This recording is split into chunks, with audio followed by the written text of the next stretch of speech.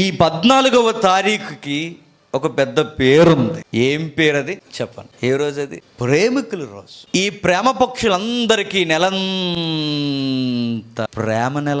Love అంటే ఏంటో మనకి తెలియాలి. పౌలు చాలా గాఢమైన ప్రేమను వ్యక్తీకరిస్తున్నాడు. ఇది నా నిజమైన ప్రేమలో ఉన్న ఒక ప్రేమికుడు. చదువుదాం ఒకసారి 18వ వచనం. క్రీస్తు మీ హృదయములలో విశ్వాసము ద్వారా నివసించున్నట్లుగా తన మహిమైశ్వర్యము చొప్పున మీకు దయచేయవలననియు మీరు దేవుని సంపూర్ణత పూర్ణులగునట్లుగా ప్రేమయందు వేరుపారి స్థిరపడి సమస్త పరిశుద్ధులతో కూడా దాని వెడల్పు, పొడుగు, లోతు, ఎత్తు ఎంతో గ్రహించుకొనుటకు మనుష్య జ్ఞానమునకు మించిన క్రీస్తు ప్రేమను తెలుసుకోండి.